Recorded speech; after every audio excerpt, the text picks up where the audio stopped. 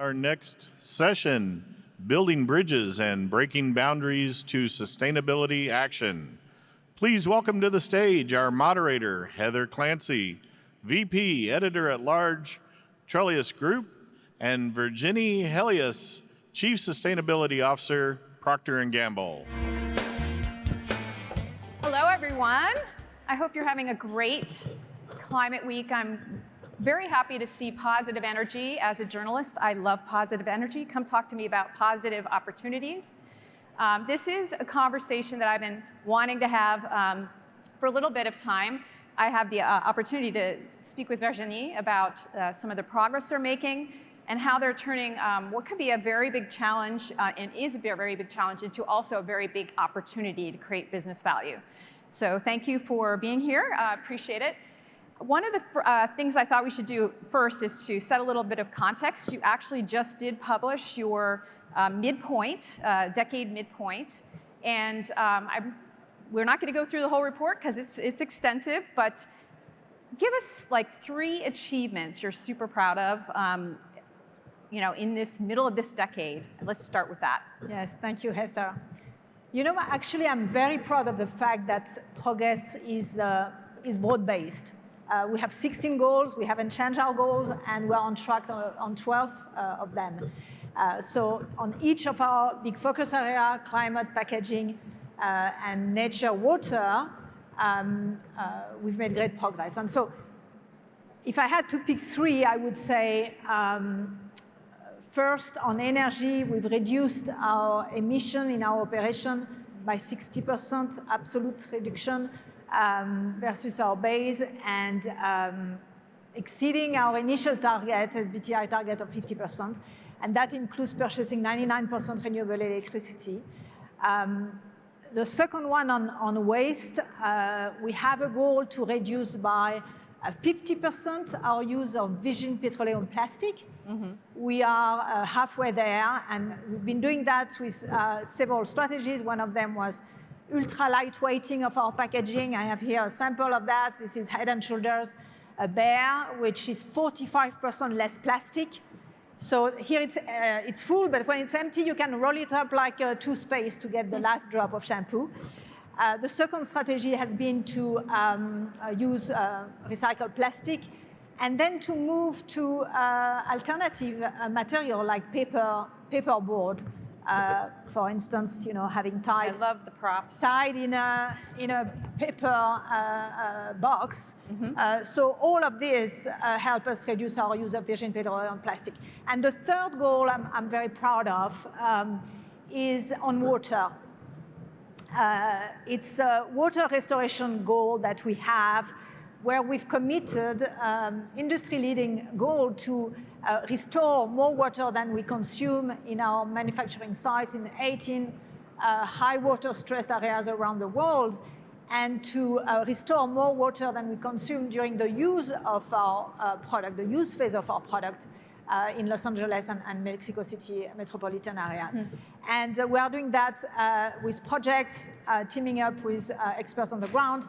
And we have projects live in the US, in Mexico, in China, and India. So I'm very proud of this achievement. Now actually I want to ask you this one first and then dive deeper into the process behind getting to those goals. What's been the most difficult thing for you over the past 5 years? Like, what's been the toughest thing? Like, you mentioned a bunch of examples. What was the hardest of that to pull off, or something else you're struggling with? And I shared the packaging. The most challenging is what's inside, which is basically our newest goal of Scope 3. So it's removing carbon from our supply chain. And the reason why it's so tough is because of the low maturity and affordability of this low carbon technology. We have a goal to reduce by 40% our Scope 3 supply chain emission, net zero by 2040. And the thing is that those low carbon technologies usually come with the same performance, but at a premium. So the key question is, how do you recoup that investment? We are not passing on to consumers because we don't price for sustainability, we price for performance. So we're trying to hit the magical trifecta of superiority, performance, sustainability, and value creation. And it's really hard with those low carbon technologies. So one of the things that we are doing, working with our suppliers to challenge them to develop low carbon technology with superior performance. In that case, yes, we can recoup the investment.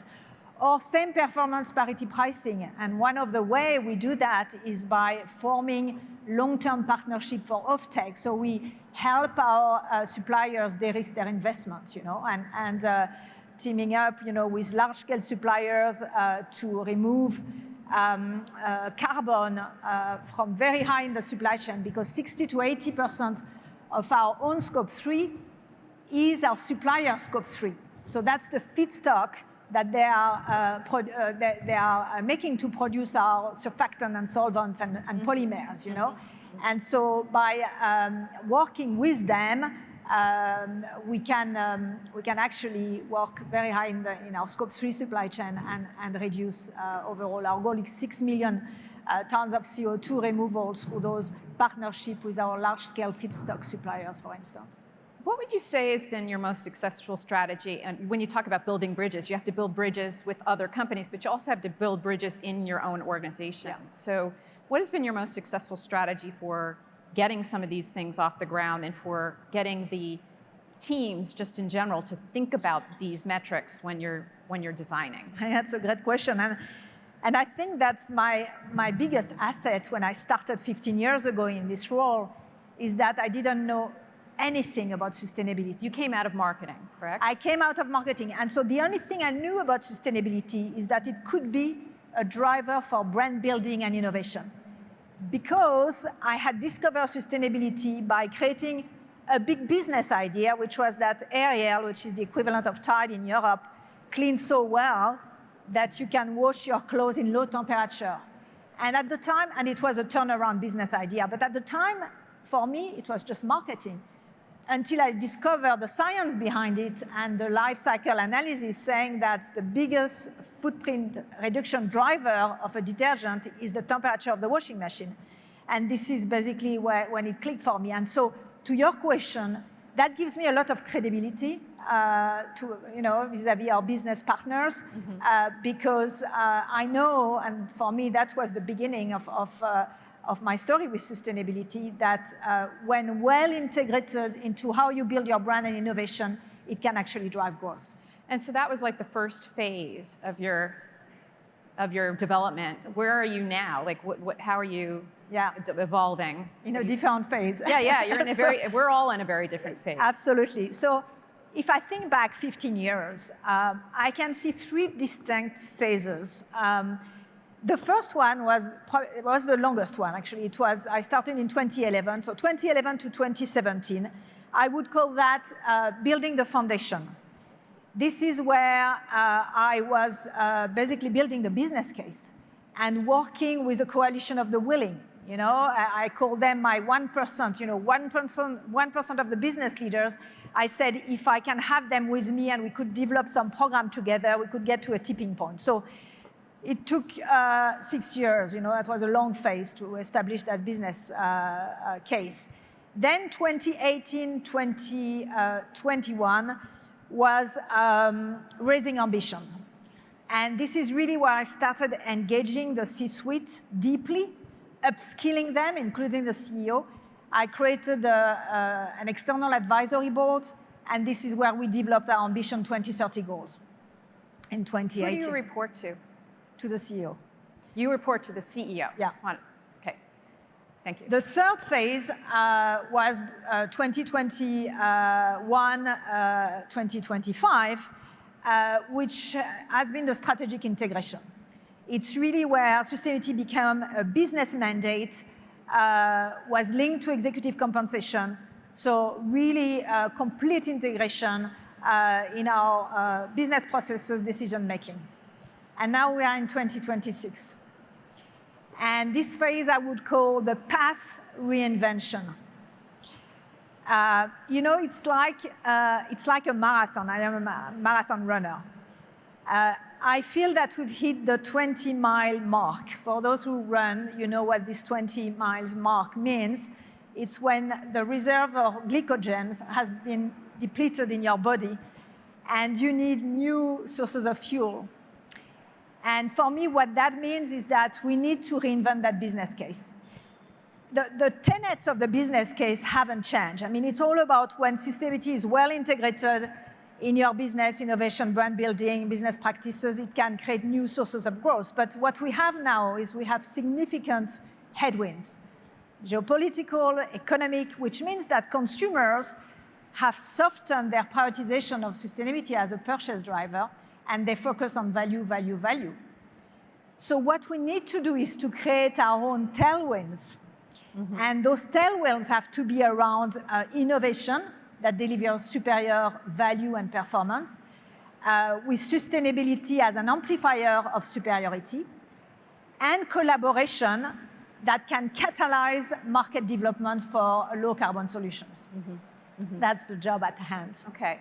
So when you talk about innovation, though, you're not talking about like this product on the side. You're talking about innovation across your product line. Yes. It's the things you do that create a differentiator and create a cost case. Yes. How do you make that cost case? What are the important things for you to? Absolutely. Well, I'll give you a few examples. I mean, we talked about the cold water. That was my founding story, really. Performance in cold water is the biggest driver of footprint reduction, and it continues to be, to this day, the guiding force for our innovation on Tide and AIL. So it's very, very relevant still today.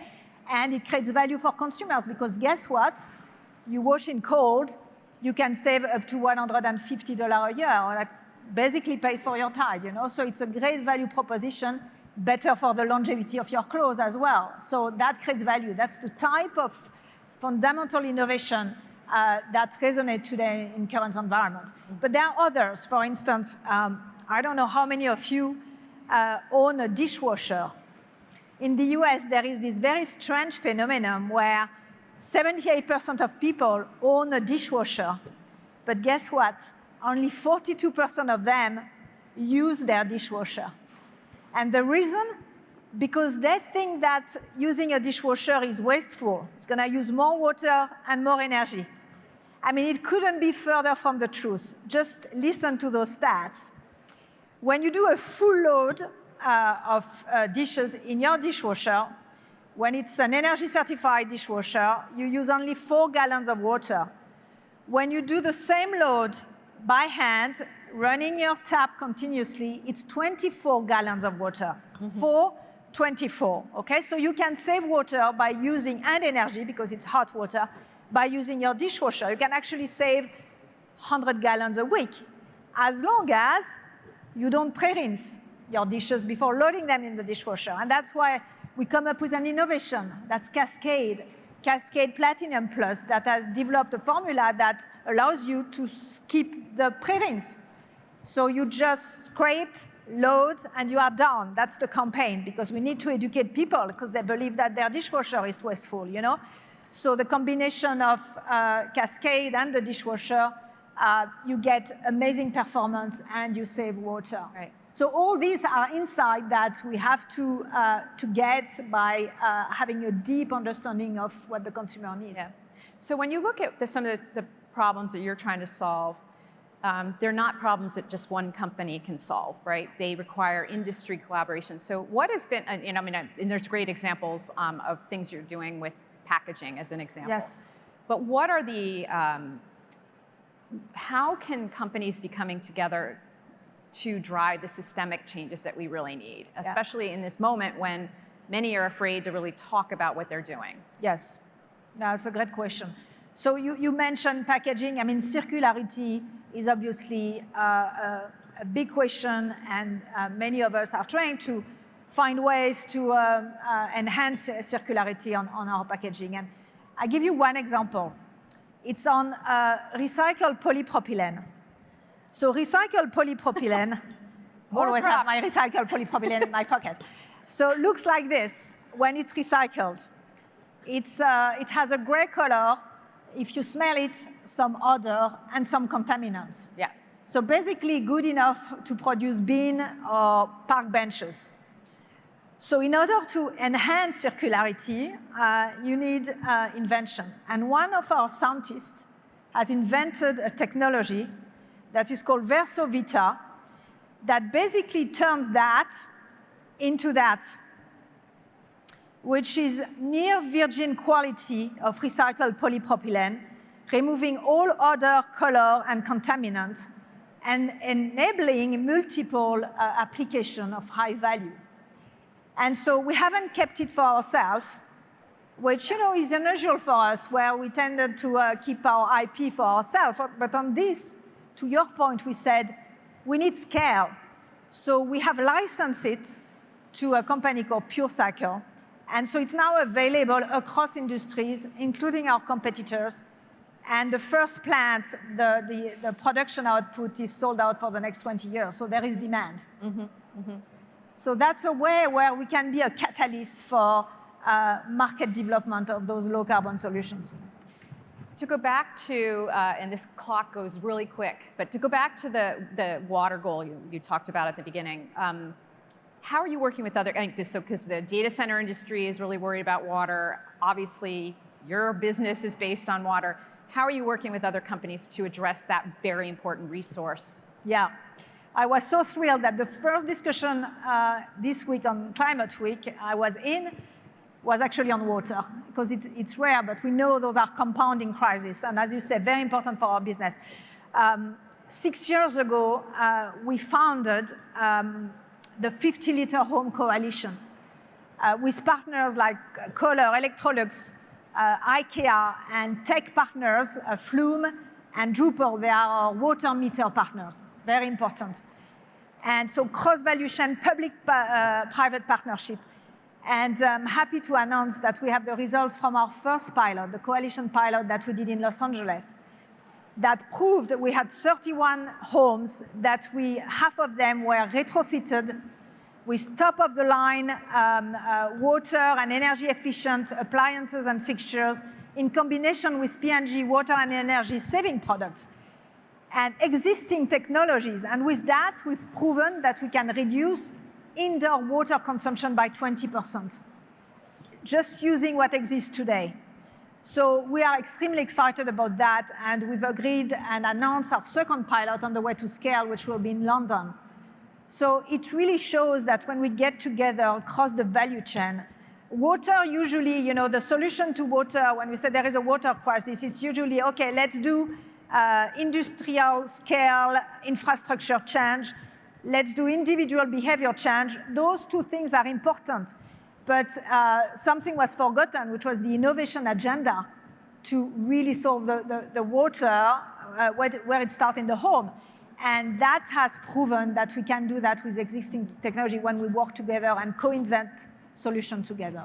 To spark ideas in this room, what other challenges or opportunities, you feel good that way, could benefit from more collaboration like that? What other issues are you looking for more partners in, for example? Yeah, I talked about what we do to decarbonize our supply chain. Since this is our toughest challenge, we have this, decarb at the source program, where we really work with our upstream feedstock suppliers to remove the carbon on the feedstock before they even become our ingredient, our materials. We invite others to challenge, because that's really a really tough problem where we need more. Circularity is another one, and water is another one. Those water restoration projects that we have, it's not just us. It's the expert on the ground, like the Bonneville Environmental Foundation, but also our peers. And so as we work on watershed basins together, we need to be large-scale companies. And it's not just about quantity, it's in volume. It's about the biodiversity. Absolutely. And quality. Absolutely. So in the moments we have left, some of your advice for you mentioned this sort of moment that you're in terms of your phase, the next phase of P&G's strategy. What advice would you have for other sustainability professionals about, how they should maybe change, again, this from a problem into a value creation source? Yeah. So, in the continuation of what I said, three things: integrate, collaborate, innovate. Integrate. We know that sustainability has a separate path, is a dead-end path, you know? So integrate, align your business strategy with your business goals. Collaborate, we just talked about it. I mean, nothing big happens, you know, on sustainability if one company goes alone. And innovate. You know, we don't have abundance of resources, but we can have abundance of ideas. And any company of any size, you know, can go and innovate, radical creativity to solve together those big challenges that we have. Thank you, Virginie. Thank you very much. Thank you very much for being here.